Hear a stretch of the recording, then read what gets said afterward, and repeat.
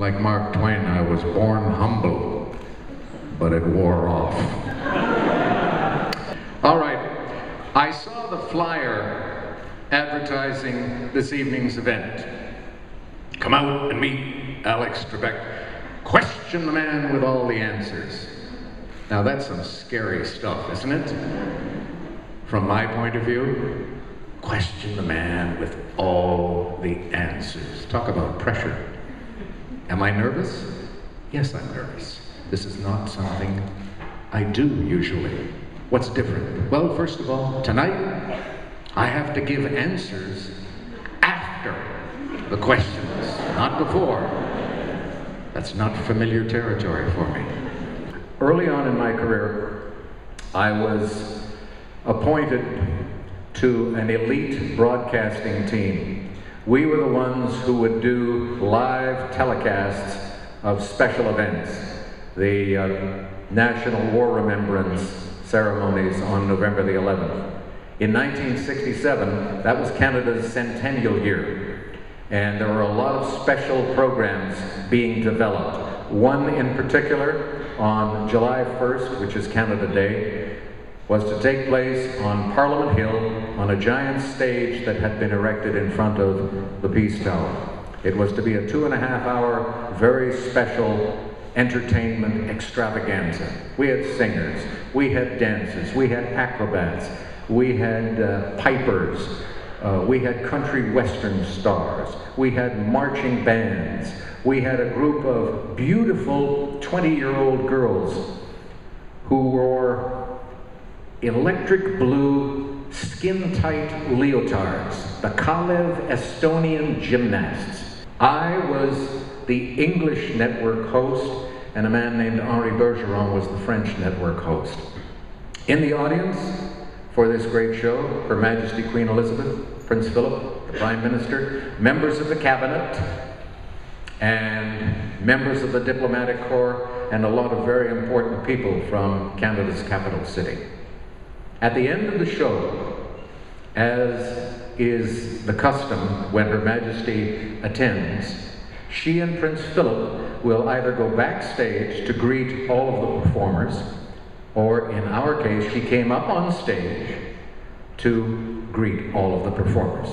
We were all lined up along the stage. It was about 120 feet long, the line. Because I was the English host, I was at the very end of the line. So Her Majesty starts working her way down the line, getting closer and closer. Finally, she comes to me and says, "That was a very good performance. Congratulations. Tell me your name and where you're from, please." And as I began to respond to her, I couldn't help but notice that Her Majesty cast a subtle little glance over her shoulder. Now, royal protocol is such that Her Majesty will not leave the stage without Prince Philip. Now, you've all seen the royal couple in newsreels and on film. He is usually walking 1 or 2 paces behind the Queen. In a situation like this, where they are greeting performers because he's more gregarious, he might lag 5 or 10 feet behind. But on this occasion, when she reached me, we looked down, and Prince Philip was about 50 or 60 feet away, chatting up the Kalev Estonian gymnasts. So Her Majesty was stuck with me. Now, when you are with the British monarch, you do not initiate the conversation. It is up to the royal person to do that. So she started talking to me, and little by little we warmed up to each other, and by golly, we were getting along like a house on fire.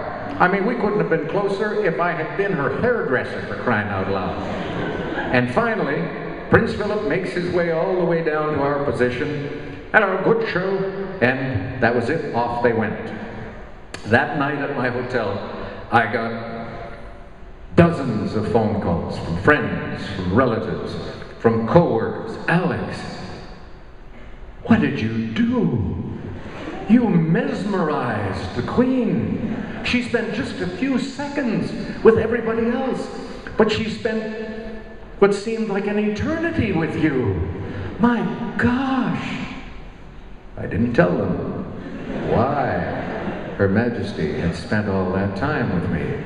I basked in the glory of the adulation I was receiving. Now, the very next day, we had another big entertainment show to put on. It was at the local football field, 14,000 people. It was more of an ethnic concert. A lot of ethnic groups performing. I was the English host, Henri was the French host.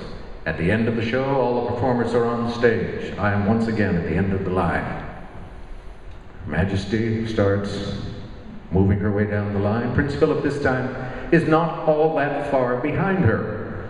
But as she is approaching me, to be honest with you, my chest began to swell a little. And I stood taller. I said, hey, here comes my new best friend. My gosh, we can pick up the conversation from yesterday. This is exciting. And when Her Majesty came to me, she said, that was a very good performance. Tell me your name and where you're from, please. Didn't remember me at all. An important lesson that. Don't get too big for your britches. A lesson in humility. We started taping our 28th season in Los Angeles about 4 weeks ago. And Johnny Gilbert, the announcer on the program who does the warm-up, was talking to the audience and happened to mention that, as you all know, Alex and Pat Sajak received Lifetime Achievement Awards from the Television Academy in Las Vegas 2 months ago. And when I came out, did the first part of the program, and then in the commercial break started taking questions from people in the audience, a young lady at the back raised her hand. I said, yes. She said, why did they give you a Lifetime Achievement Award? How does one answer that? Because I'm really good? Because I'm old? You know, you stick around long enough, they got to give you something. So, throughout my career, I've been very fortunate to have had these moments where God looked down on me and she said, I'm not going to let him get too big for his britches.